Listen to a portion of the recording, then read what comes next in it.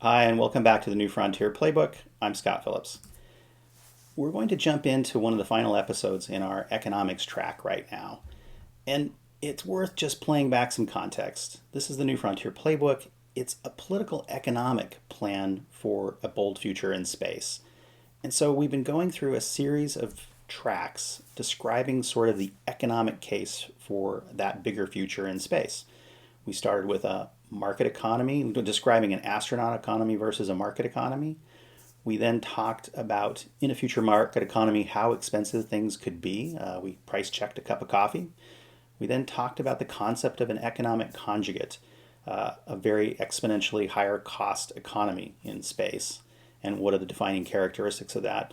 Then we jumped in and we talked about some differences on Earth, very low cost economies and very high cost economies, just to demystify the concept that an economy can still exist and function even if it is at an exponentially higher price point. We then talked about a minimum wage in that kind of a future economy, and it was really high. Could be $250 an hour, could be even more. We then talked about really the big part, which is a direct public return on investment. And then we talked about net present value, the tools you could use to begin to calculate the value of future investments or of having a future economy in space, and what could that could mean in terms of payback for us here on Earth. This last one here now is talking about what would be the implications to NASA's budget if those numbers came back in a positive way. And that gets really interesting. So before we jump into that, we're going to just talk about the economic conjugate, recap what we mean. It's an exponentially higher cost economy. It's a market economy. Therefore, prices have to reflect costs, and wages have to reflect prices. That economic conjugate would return a direct payment, a direct series of cash flows back to Earth. And that could make it very, very attractive. And what that means is for NASA's budget today, it could mean something very different. Today the budget is around $24 billion, up from $20 billion for quite a long time. But NASA's budget is really focused on space exploration, returning astronauts to the moon, and in the future, trying to get astronauts to Mars. That's the big goal. It's not much bigger than that. There's no budget there for anything big or at bigger scale. Certainly not the kind of visions that Elon Musk and Jeff Bezos and people before them have talked about, of millions of people working and living in space. And there's also no political support for that kind of expenditure or that kind of vision just yet. Now, things could change. We could have another Sputnik moment, courtesy of China. Or what if some of the benefits of a market economy we were able to start to flesh out? What if a market economy does have a potential for a direct return on investment? These are some of the questions we want to ask. What if launch costs drop so low? Elon Musk is working on the Starship rocket, which could dramatically cut prices even from the low costs that he's brought down already with SpaceX.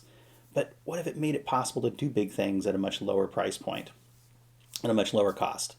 So we're starting to think about some of the what ifs and what would be the implications if there was a direct public return on investment and you could calculate and show that and make the case to the public. Well, then it gets really interesting. NASA's budget framing, I think that's where we offer a very radical premise. It may be easier to increase NASA's budget by 10x rather than 2x. The 2x is really a continuation of the same process of space exploration. A small number of astronauts going to objectives like the moon and Mars. It's always a cost. It's always competing against earthly priorities. 10x funding would be very different. That would only make sense if you're trying to build a market economy in space and get a payback, a direct return on investment. Then it starts to get very interesting, because if you can talk about payback, the question really is there any upper limit? I think the implications are, conceptually, there really isn't an upper limit to NASA's funding if you can demonstrate payback. So if you can build that, make the case to the public, you can talk about, can we get more back out than we put in eventually, not overnight, not in 10 years, but what would be the look of direct return on investment? How fast could we get there? Would the public support this? That's where it starts to get interesting, and conceptually, in that environment, our pitch is that NASA's budget could be 10x, much easier than 2x. And that's really our conclusion. Our premise is that 10x is easier to get to than 2x because 10x is to build an economy in space that returns a direct payback to the public purse versus 2x is always a draw on the public purse. The two things don't have to be mutually exclusive. A 10x budget would certainly pay for a ton of science and engineering. It would also cover space exploration and development as well. So they're not necessarily exclusive. It's just that we're shooting for something much, much bigger. All right, so that's sort of our premise for why NASA 10X may make more sense than NASA 2X.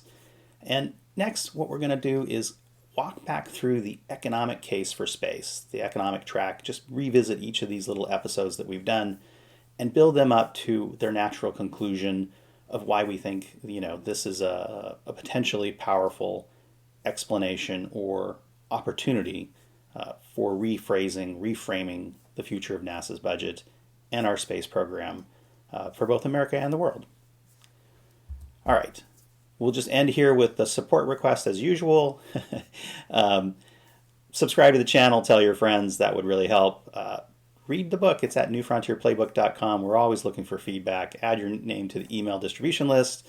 We'll use that to entice a publisher we hope that would be interested in this. You're welcome to donate and buy the author a beer. You don't have to. Don't worry about it.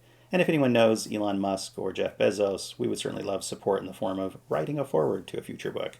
Pretty sure we could get it published at that point. And that's really been the goal of this all along. That's it. I'm Scott Phillips. Thank you so much. We're pitching our big ideas here and hoping, just seeing if anyone else out there thinks of they're interesting. We're signing off. Thank you.